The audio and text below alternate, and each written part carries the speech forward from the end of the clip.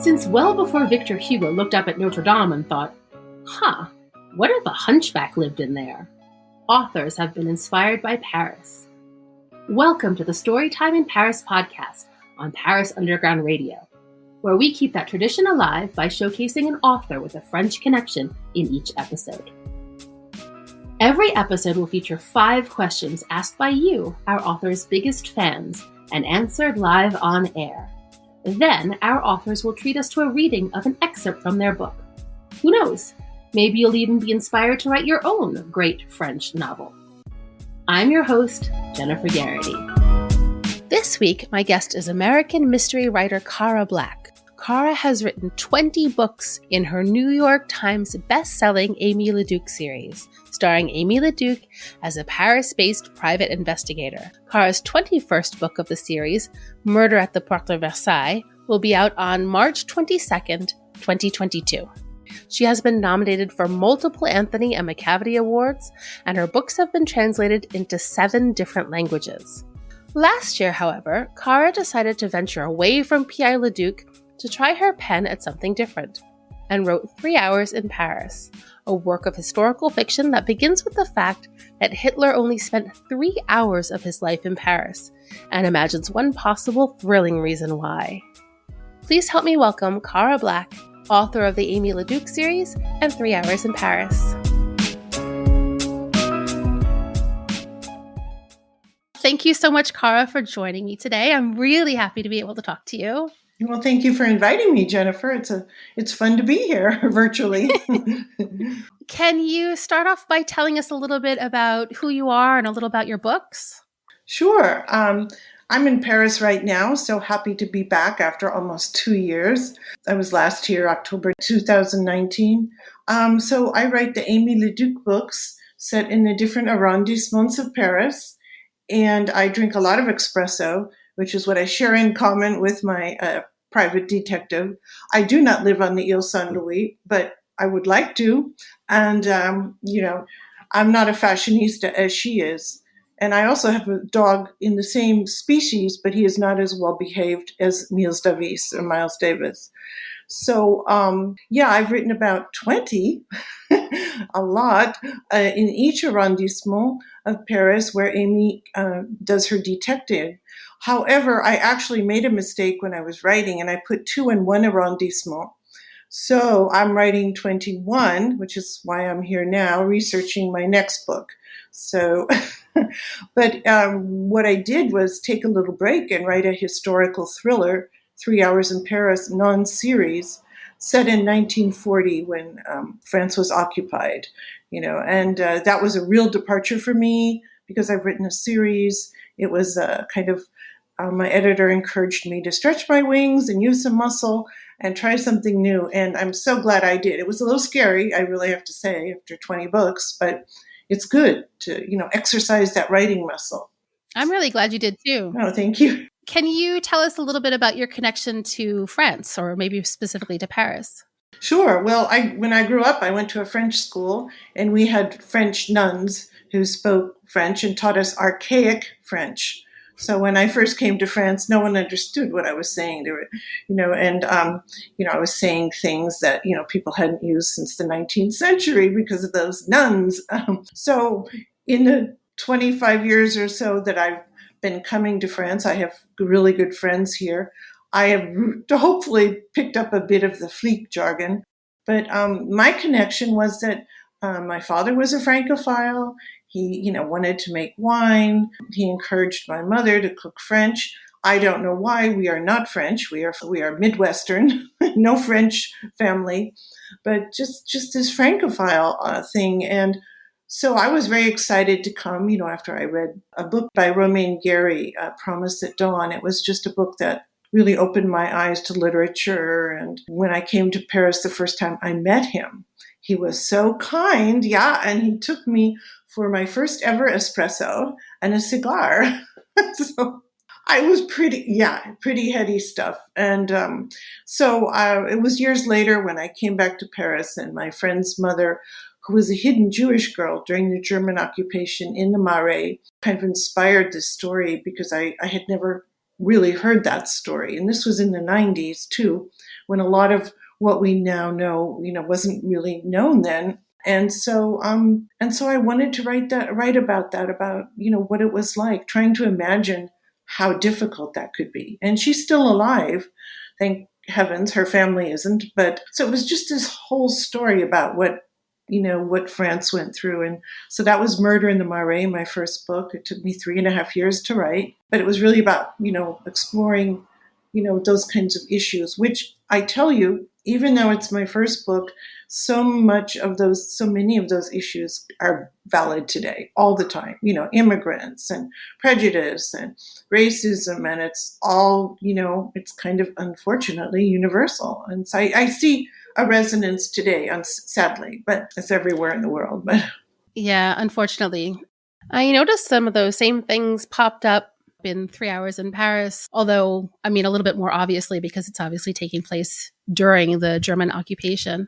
Right. It's very interesting, and I love your story of your first time in Paris. What a formative experience. Yeah.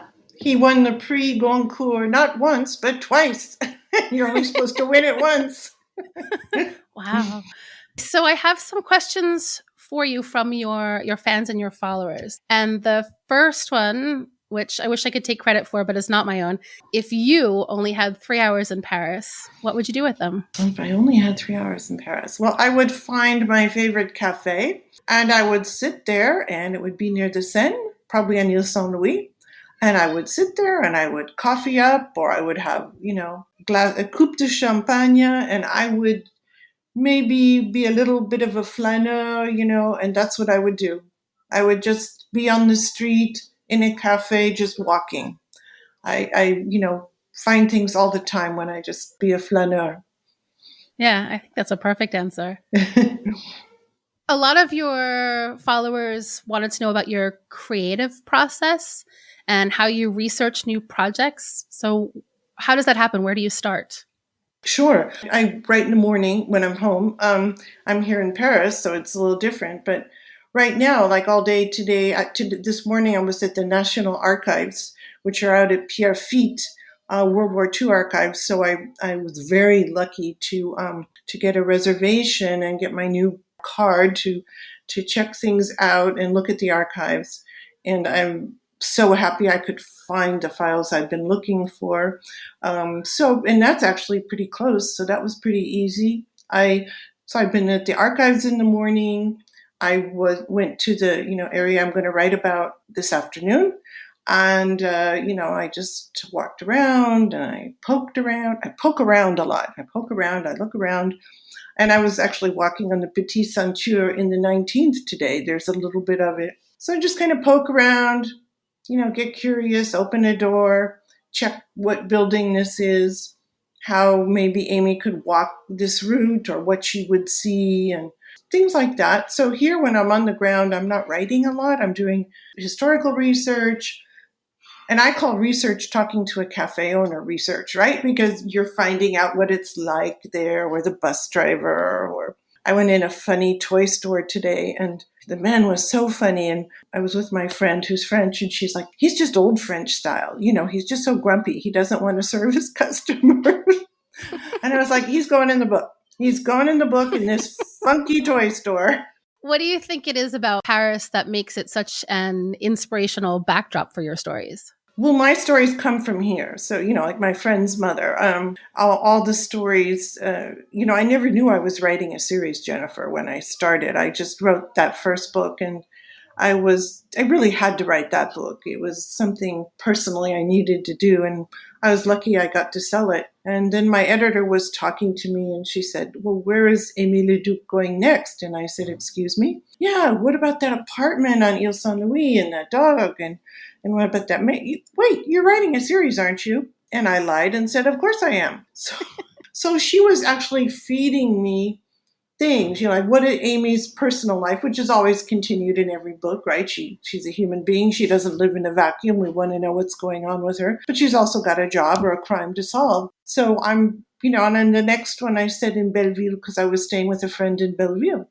I got to see this totally different side, taking her daughter to the École Maternelle and paying her bills. And It was just like this whole other side. So I think what calls to me in Paris is like these wonderful nuggets that I see about real life, and I love to explore it. It's a constant wonder to me. I don't understand it. But I want to find out, and so I want to find what makes each arrondissement kind of tick.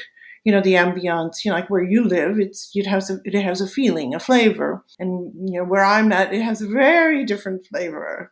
We just had a big drug bust up the street. Things like that.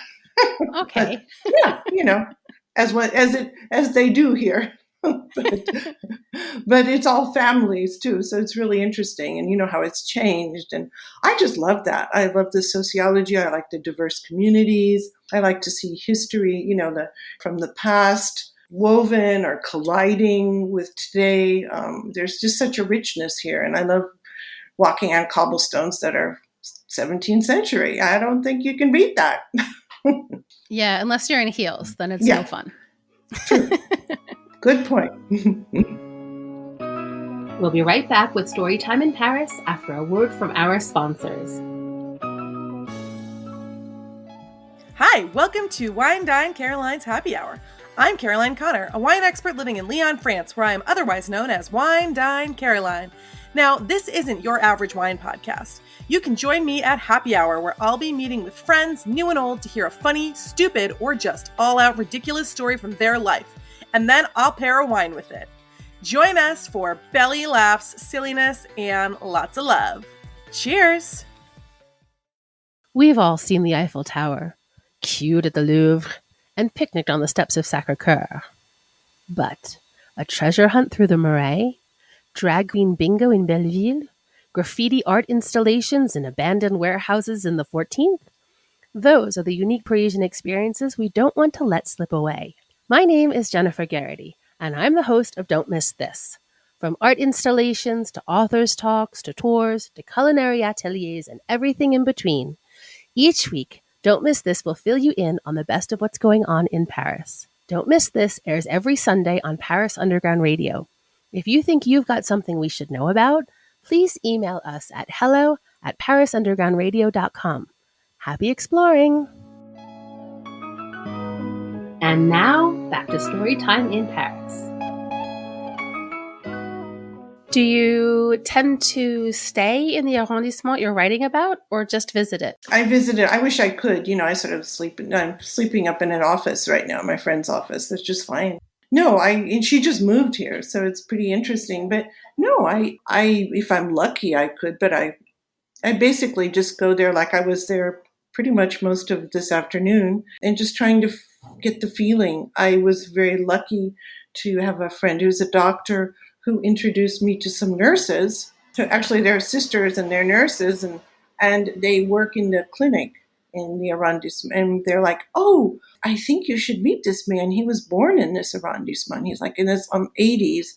He knows how the area has changed and what it's like, and the old shops are where he went to school, and that's gold. So I'm going to meet him next week because the doctor introduced me to the nurse who works in the clinic who'd given him his COVID vaccination. And she said, he's vaxxed, he's totally safe. But he agrees to talk to you. So that stuff is amazing because, someone who was born here and has watched the change, right? So I love that. I just love that. Are any of your Aimée Leduc mystery novels inspired by true events? Very much so. Very much so. The book that comes out next year, Murder at the Porte de Versailles, comes out March 22. That is set in the 15th arrondissement, and it was inspired by a real event and also inspired by Interpol, which is now in Lyon, used to be just across from the 15th arrondissement in Boulogne.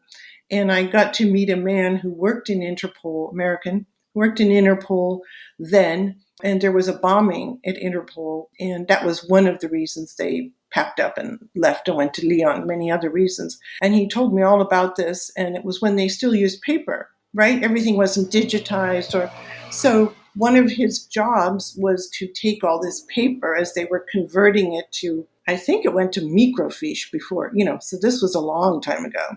His job was to take the truck full of these papers, serious, important dossiers, to the incinerator across in Aimée and, all this, and telling me these stories and about the whole life at Interpol. And I was like, oh, this is just incredible. So I could really use that, based it on this event and an event that happened at the police laboratory, another real event there. And then I met the head of the police laboratory, who would just take me on a tour and show me her office and then tell me, you could put a body here.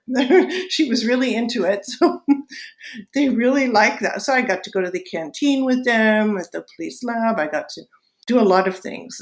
They're really, I find, in my experience, after I got published, before I was published, I was nobody. But once you get the credential of being published and saying, I really would love to, I want to do this as accurately as I can, make it as plausible. Of course, this is fiction. Okay. I'm not telling that, I'm making a lot up, but I'm weaving it with a true feeling. So you feel that this could have been, a headline in the paper or something on someone's radar. And think these things really did happen. So I sort of changed them. And and again, police, you live here, how the police have changed the different ranks and organizations. And even there's a new one now I just saw. It's not important, that kind of thing, because I'm not writing a police procedural. Of course, the police appear and, are part of the investigation, but she's a private detective. So, and she does computer security, and she can always skirt the law because she's a private detective, which is the beauty of it. But a police or someone in the lab will say, well, this would never happen. Or this is probably easier to do it this way. So those things are wonderful, really a help. And what they do, they really want you to get it right. They're proud of their work. They want it. And they say, don't make it like TV. Tell it, be accurate. I'm like, thank you. Sure. Yeah. And I guess they must trust you that you're going to use the information that you're given in the way that it's meant, which is fabulous. Yes, and I tell them very much, I say, if you don't want your name, I take notes and I record with their permission and I take everything down and I say, if you don't want your name, and some don't, that's fine. And if you want to, tell me what is sensitive or, whatever, and I won't put it. But, now a lot of these guys have retired. It's been 20 years, so they can also talk about the past with a little more leeway now, right? It's a little bit different. And especially my next book is set in 2001 after 9/11. So it's been, there's some water under the bridge, as they say. So they can talk about those things. It's interesting how the police force has changed. People I knew from before, they're, really interesting how everything has changed and how a lot of them have re-examined their own lives. My last question for you. You've spent obviously a lot of time with Aimée Leduc. What was it like taking time away from her and spending time with someone new, with Kate Reese? What was that like? Oh, you picked up on it right away. I felt I was being unfaithful. I was like having an affair. Really? Having an affair with this other woman, Kate. I don't know. Yeah, it was really different because I've, so much lived into Amy's shoes, and I go window shopping with her and all these things. So it's kind of like I really felt scared. I felt that I was veering away. But then my editor and I talked a lot about this, and she said, it gives you a freedom too, and I went, you're right. I have a freedom. I picked this tiny window of time, as you know. It's really minuscule, the whole saga of the war that is little documented. So I had much more leeway, but there were certain historical facts that I based the book on, this about the actual event of him coming here and why he left so quickly and never returned and how sketchy that whole thing was. But I enjoyed that, her being a rural backwoods gal from Oregon who grew up, shooting wolves, which they did, and, shooting food and keep protecting the ranch with 5 brothers. You got to be tough. You can handle anything, right? Try anyway. I wanted someone who could think on her feet, pivot, because she had to. Her life was on the line, especially when you've got Nazis chasing you. There's not a lot of time for super reflection. And also, we can't say too much, but something about the family and the wound that she has. Yeah, absolutely. Do you think we'll see her again? Of course. I'm working on it right now. Fabulous. Kate too. That's all I know. Kate too. Excellent. We'll be right back with an excerpt after a word from our sponsors. Marie, should I find an apartment before I move to Paris? Well, What's a tenant file and a guarantor? Do I need them? it depends. I just bought an apartment. What should I do with it? Congratulations. Something to think about our... Is it better to rent my apartment furnished or unfurnished? How do I set my rental rates? Gail, these are all great questions, but the answers may not be so simple. Perhaps it's better to tune into our new podcast, Paris, a State of Mind. Oh, that's a great idea. I'm Gail Boisclair. And I'm Marie Pistinier. Between us, we have more than 35 years of experience in real estate and rental services. Listen in as we answer all your burning queries. You can even submit your own questions for us to answer. Paris, a State of Mind. Mondays on Paris Underground Radio. Hey, I'm Emily. And I'm Caroline. And we live in France, where pretty much every meal demands both a cheese course and a wine pairing. Amen. It doesn't need to be a special occasion for you to add this French flair to your daily meals, and we want to help you with that. That's the thing. A great cheese and a delicious glass of wine can really elevate your at-home dining. However, even if it's a Tuesday night and you're by yourself. Tuesday night by yourself is the perfect time. Absolutely. So get involved. Send us your favorite home meals. Describe the recipe. Let us know what it's all about. And we will put our palates and minds to the test. I'm going to pair it with the most complimentary cheese. And I am going to figure out a perfect wine pairing. Tune in on Fridays to hear some of our favorite pairings and to discover some brand new recipes that you can try at home. Join our guests as we explore how to elevate your home-cooked food. And now, back to Storytime in Paris. So I think that you're going to read a little excerpt from 3 Hours in Paris. Can you set it up for us a little bit? Tell us what's going on contextually. Sure. Thanks for asking, and I'm happy to. This is one of my favorite sections, and my editor likes it too. And this is when Kate is recruited by the British Secret Service, basically. I mean, they have different names during the war, by someone, his name is Stepney, and he becomes her handler, her person who handles her. And she has this crash course in being dropped in occupied France. And she's there, her role is to be a sniper, but she does need some espionage techniques. So I was going to start with that. Perfect. Thank you. Sure. Stepney cleared his throat to get Kate's attention.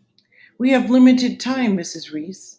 Please listen closely and try to remember everything I say. If nothing else, remember these letters, R-A-D-A. He gave her a half smile. "No, it's not the Royal Academy of Dramatic Arts, but that will help you remember. Burn the letters in your brain. Make them second nature. R-A-D-A. Read, assess, decide, act. This stands for read the situation, assess possible outcomes, decide on options, act on your own decision. Can you repeat that?" She did. "You'll have practice examples later. Think those letters, Rada, to yourself constantly, every moment of every hour, wherever you are, walking on the street, in the shop, boarding the metro.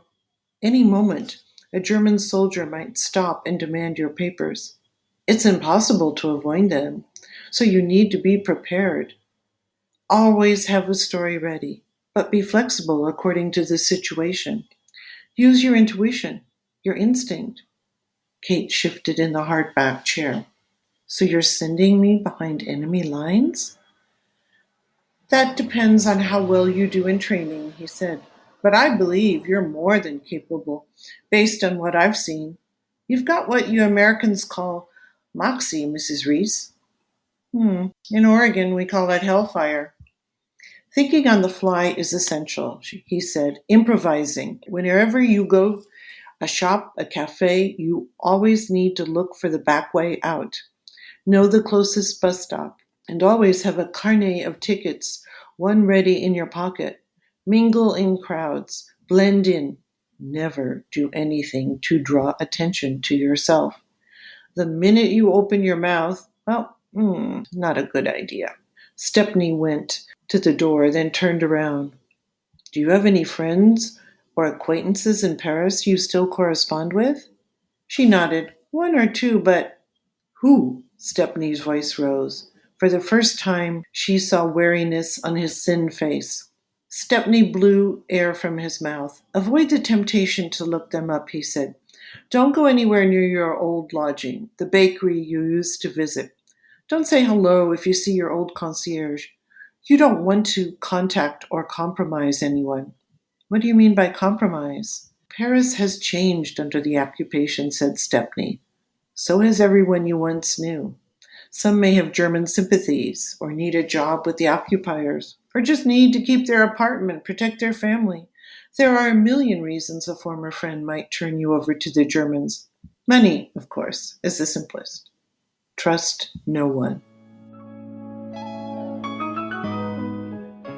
Thank you so much for that. Can you tell us where we can find you? You can find me when I'm not in Paris or when I am in Paris at www.carablack.com. That's my website with events that are coming up, things I'm doing, little whatever info. I'm on Facebook, same name, Instagram, Twitter, all of the usual places. And here in Paris, Penelope at the Red Wheelbarrow carries my books. She's an old pal from forever when she had her small store in the Marais. And I believe W.H. Smith as well. And, of course, all the other avenues that are available. Perfect. Thank you. And we'll link your socials and all that in our show notes so people can find you easily. Thank you. Thank you so much. It's been a real pleasure speaking with you. Thank you so much for taking the time. Thank you, Jennifer. Lovely to be with you. Thank you again to Cara Black for taking the time away from her exploration of Paris to speak with me. Her new Aimée Leduc book, Murder at the Porte of Versailles, will be out on March 22nd, 2022. You can find all her latest news on her website, carablack.com. I'm your host, Jennifer Garrity, and you can find me on all socials at Jennyphoria, JennyPhoria, and on my website, jennyphoria.com. Storytime in Paris was produced by me at Paris Underground Radio. For more information on this show and shows like it, please go to parisundergroundradio.com. Thank you for listening.